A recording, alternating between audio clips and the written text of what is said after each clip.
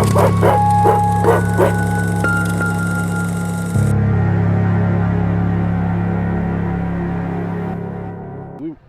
are you from? Where you representing?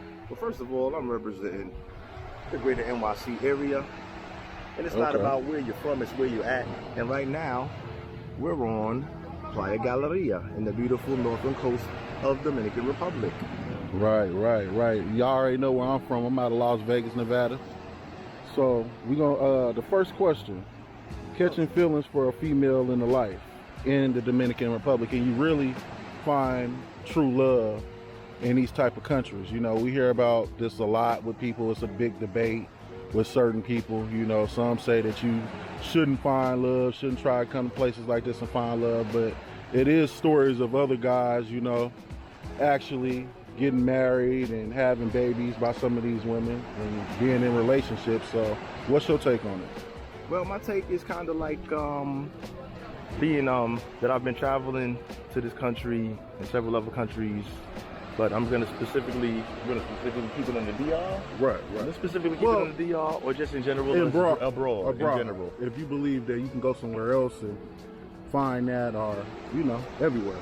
As far as abroad goes, I mean, me myself, I've met throughout my 24 years of travel, different countries and everything. I've met several women abroad. I actually was able to connect with a nice woman. But it's not the success rate and the failure rate is like, that's where the numbers come in. Like the failure, the chance of failure is a lot higher than the chance of success. So there's a few factors that have to come in. It would be better if you, for example, a South American country, if you speak Spanish, you can actually have real conversations and communicate with the person. So there's no language barrier. You know, barriers are what stop relationships from growing, because, you know, the communication is important. Right. So I'll say it's possible, but proceed with caution is the advice that I would give. Proceed with extreme caution, because, you know, some females out there to play the game. Right. And if you do so, let me just give one more quick one. I don't want to kill too much time at one point, but like, if you're a traveler and you travel, say for example, if you're visiting, just say Colombia, for example, and you visit the area, say, twice a year, it's going to be hard to actually get a gist, say twice a year for 1 week at a time. You can meet a nice lady. It's hard to get a real gist of her lifestyle and her everyday, like how she maneuvers and how she moves every day in her everyday family life, what her daily routine is. Because anyone can put up a good act for 1 week, 2 weeks out of a year, but, you know, you kind of want to, you know what I mean? You want to proceed with caution, because people can fool you and put a game face on. You know, you got people that live in your same city that can put a game face on and fool your ass. That's facts. You know what I'm saying? And then find out she's the thought of the year. Okay. So that's my answer on that, bro. Okay. What about the next one, man? This next one is kind of crazy too. A lot of people talk about this next fact next question I'm about to ask you. Dominican women in Western Union scams. Now, what do you believe? What's your feelings on that? Like, should it be easy to, you know what I'm saying, detect that? And why do some of these first-time travelers and travelers who've been coming here for years do fall into that type of trap? Well, I would think, and I may have not put this out, but I would just say I would think that a lot of times when people come from first world areas and they come to third world areas, like the economy is definitely different, and $40 may be nothing to you, because we've spent $40 at the bar during happy hour. You know, that's like 2 drinks, depending on what part of the States you're from or what country you're from. But $40 could be a big difference to you know, a person that could actually feed a family for a week in a supermarket in the third world, if they, you know, if their home economics game is tight. Right. Me myself, I can personally say, most of the women just develop friendships with several people, and when they send out one, you know, like, you know, I'm kind of jammed up, my lights out, my electricity's off, a lot of times that text is going out to 10 different dudes. Now, I'm not saying, you know, I'm not saying to deter, because, you know, like I say, if it's chump change, it is what it is. But, you know, there are women that pretty much prey on travelers to send money, and me myself, I don't want to pay for a product in advance that I don't have access to. Right. I'll leave it at that. Y'all figure it out. Appreciate them gems, man. Hey, now this next question, you've been traveling for 20 some years, you know, so this is actually directly about the Dominican Republic. In the Dominican Republic, what is the truth about Dominican women? I can say the truth is women are women everywhere. I can say one thing. In the Dominican Republic, from what I've seen over my years of experience, you have a lot of nice women. But depending on where you go, like there are areas where there's a lot of working women that work on the books and off the books. You figure it out. But you can't get the two confused, because it's just like in the States. You have women that work off the books, and you have women that work at night off the books and on the books that work in the daytime. So you got to be able to differentiate the two. But if you're not really rooted into the community and you don't know people that can cross-examine folks and kind of co-sign their existence and what they're doing while you're back home, and you know, so the truth is, women are women. That's how. And this, remember, everything is opinion. You know, Sunday Night Smoke podcast, I represent Opinion Radio, so this is just opinion, because I don't want to kind of put everybody in a box and say, hey man, all women are good, these women are good, these women are bad. You're gonna find good and bad women everywhere. That's like my take. Okay. I mean, if that. Okay, out here, out here they talk a lot about, you know, weekend warriors, travel, you know, different travelers and retired expats. What's the differences between them? You know, the weekend warrior, the traveler, and the retired expat. Wowzers! What a great question, man. My man, Ted, you come ready to rock and roll, dog. Okay. This is my stance on it is, let's start with the traveler. The traveler travels, okay? In my opinion, the traveler travels to different destinations, maybe stay for a week or so, you know, try to get with the culture, the food, you know, enjoy all of the, all the resources that every place has to offer.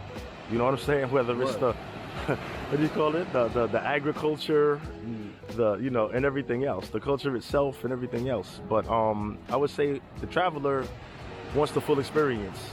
Okay. And the weekend warrior may just come for a few days, but I think that possibly you may, I don't know, the weekend warrior will come for 2 days and do too much sometimes.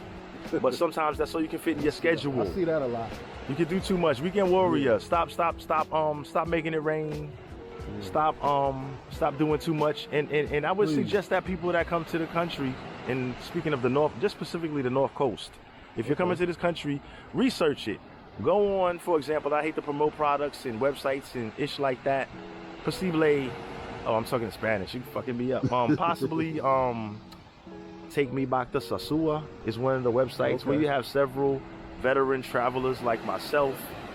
You have new travelers that haven't traveled. But it's real good to kind of get a perspective on where you're going, what the routines are and shit like that. And you know, you want to know what the rules of engagement are. Like, you know what I mean? You kind of want to know how to move in places. So you'll have a lot of channels, but I recommend before you start traveling, for new travelers, kind of investigate where you're going and you know, investigate where you're going.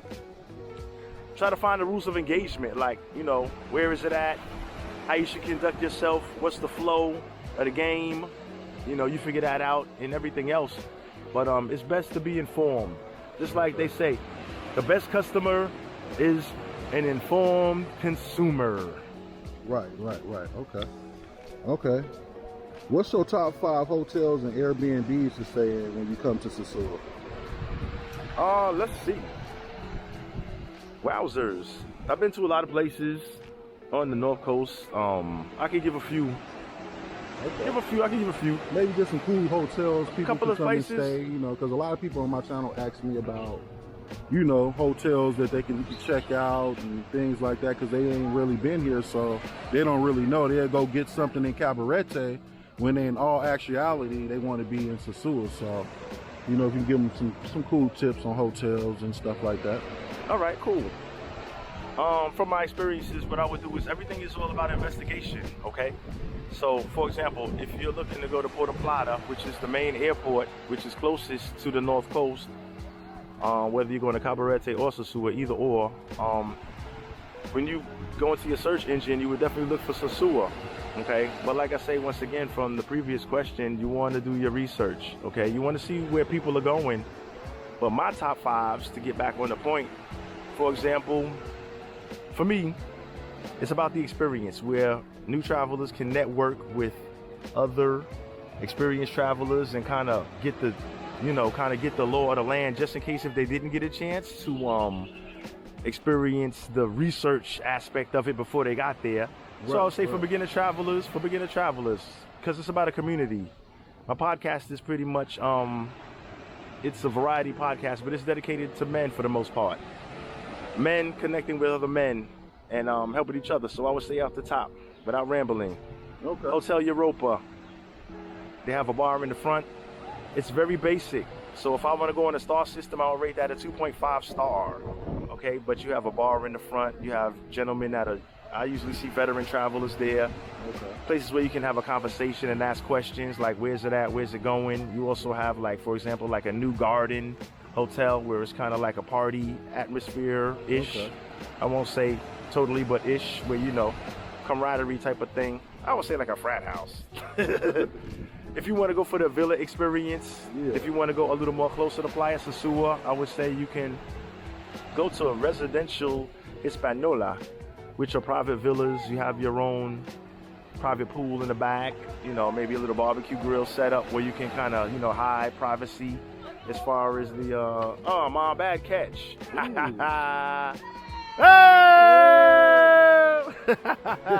Hope I ain't blow your eardrums off with that bullshit.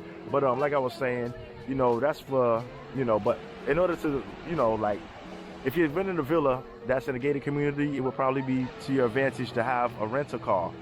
But that's really not for the amateur. And I won't say amateur, but for the first time traveler. You want to kind of stay in a hotel where you have security, you know what I mean? An official check-in, opposed to, I'm not issuing on Airbnb, but Airbnb may be an experience for a slightly more experienced traveler. So I would also say you also have Casa Linda, which is also a villa gated community for the more experienced travelers.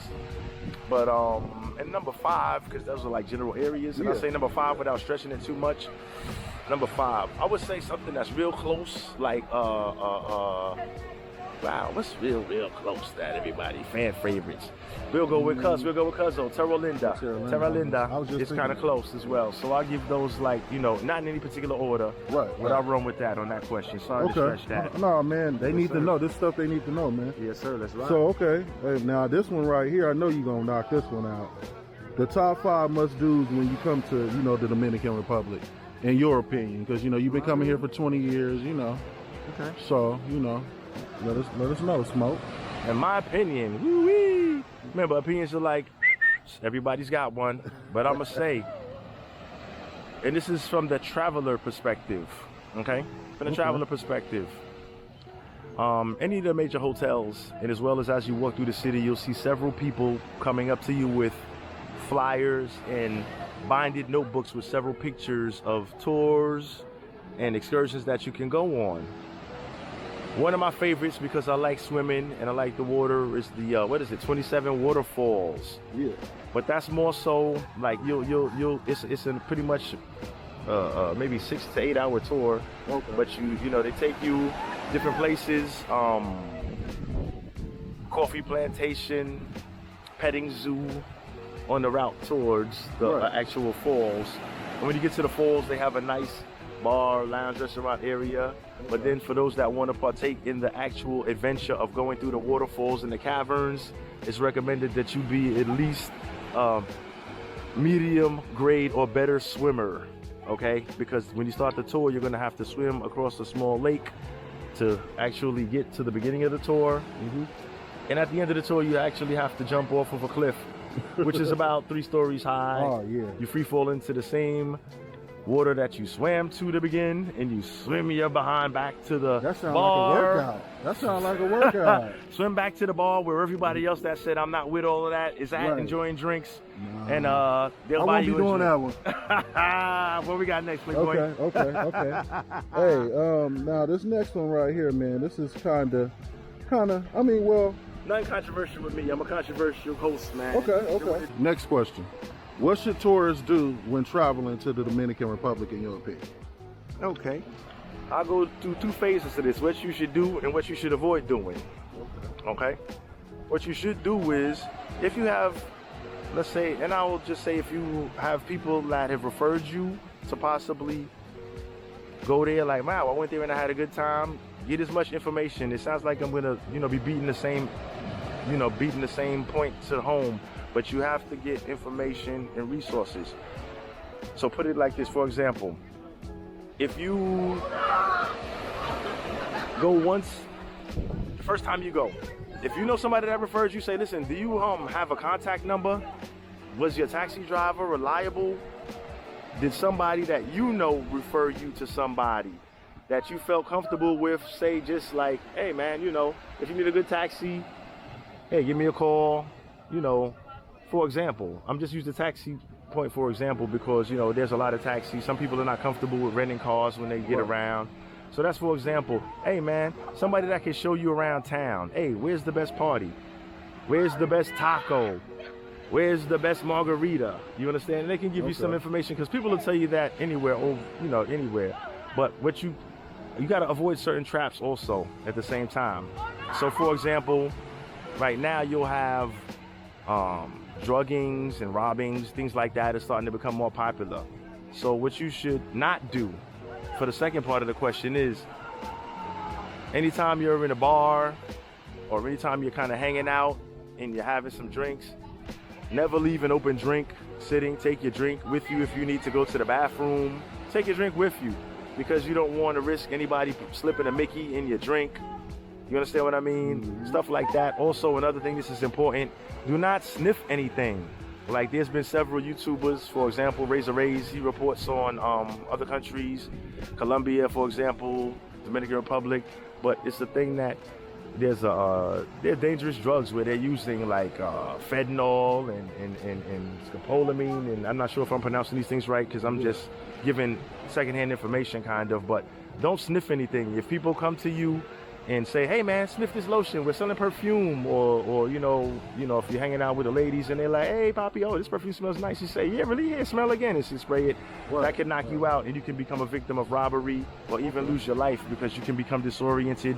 So just don't come into too much contact unnecessarily with strangers walking up to you on the street. Kind of keep your distance from folks. You understand? Like, we're in the social distancing era, right? Right. Social distance your ass, man. Right. Already, all right, man. So, yeah. Appreciate that, man. Yes, man. Hey, they need these gems. They need this knowledge. Okay. Let's do it. Okay. What's your opinion on American expats hustling and living broke abroad in the Dominican Republic right now? Because we see a lot of that, so I kind of want to touch on that. Wowzers. A lot of hustling. Expat is a good thing. Salute to all the expats, first of all. Salute to everybody that defended our country and had the balls to put their life on the line, or the other genitalia to put their life on the line to defend our freedoms in the free world. So I'm going to start off by shout out to all vets, expats. That's straight out the gate. Pretty much, I know the government doesn't treat everybody fairly, possibly, as far as when, your I guess, what's the word I'm looking for? When your retirement package comes from different entities or different branches of the armed forces, but it's, hey, it's hard to make a living in this world because, sometimes people feel that our veterans are not being taken care of. So you have to go somewhere else to, where the cost of living is much cheaper. So you have, certain retirement areas like this country, for example, Dominican Republic. Listen, man, if you gotta live on I wouldn't call it living broke. I would call it a minimalist level, because remember, less is more. And if you can live somewhere like this, and if it's gonna cost you $350 a month for a 2-bedroom that's running about $1,500 back in the States, and you can't come out here and do this every day, I don't know. I'd rather, quote unquote, live broke abroad. Live broke abroad. Live broke abroad because, hey, man, listen, it's all about it's like a retiree system, right? Like you have certain cities that are the top cities in the world for retirement. Panama, Costa Rica, different places. So this is just one of them. But, as far as socially, I'm not too sure. You know, I don't want it to go either direction. Like, you know what I'm saying? I don't know socially, but I do know a couple expats that I'm coming into. You know, decent folks, man. Cats just trying to retire. Yeah. You know, most of them single. Some of them, you know, get married out here. Yeah, I kind of wanted to touch on that, though. Yeah, okay. You know, because, you know, I hear about that a lot, and people always talk about that. Me personally, sometimes it's hate going on, but those are individuals now. Remember, we can't put everybody in the barrel, because I have been hated on by some people, and some people that live in a place now feel, for example, right, not to stray off, no, the expat may feel some way about the weekend warrior. Yeah. Or the traveler. That's like, why I asked you that question. That's why I see, because I didn't really, if you wanted me to get too much into that. Yeah. So as far as like maybe different viewpoints on how different people conduct themselves or how they go about their business. Exactly. So the expat becomes a local, right? And then you become localized. So then it's like, wow, man. Yeah, that's you true. come here and you don't know how to act. Like, you know, it's just like, so this becomes my city now because I'm here now. And then you have people that come in and, you know, everybody's excited. I don't think anybody means any harm, but you have people that kind of didn't do the research and don't know the rules of engagement. And then some people, you know, can't handle their liquor. They drink a little too much, get a little off the, you know, keep it a little crazy. So they may feel like, hey, man, people are coming in here messing up my city because they're not residents. Right. You know, so there'll always be not a rift or whatever, but you know, people are people, man, and that's not saying every expat thinks that way or every weekend warrior conducts himself that way. Yeah. You understand what I'm saying? So it's case by case basis. It's a case by case basis is what I'm trying to say. So you know, you can't. I never want to put everyone in the box. Because that's how that stuff begins. Like, you know. Right. So you know, that's where I'm at with that. But I can understand people thinking like, hey, man, people that are behaving bad, and not saying everyone, but there are some instances there, some expats that behave bad. There's some weekend warriors that behave bad. There's some travelers that behave bad. So us as men, be accountable. Like, know if we get crazy when we drink, don't have that last drink because you on the edge. Just be cool, respect each other, and enjoy the beautiful place, man. Yeah. It's lovely. Man, it's very lovely, man. I appreciate you coming out here, man, and rocking with me. That's what we do. You know, you out of here today, so it's the last day, man. So good. Yeah, man. Just for this round. Just for this round. Just for this round. Hey, show, man. Y'all go subscribe to Sunday Night Smoke Podcast. Subscribe to the channel, Two Fly Travel Adventures, man. We gone. Hey, man, I appreciate you for having me. Thanks again. Let's take them out with a nice view of the spot, baby. Beautiful day. Nice scenery.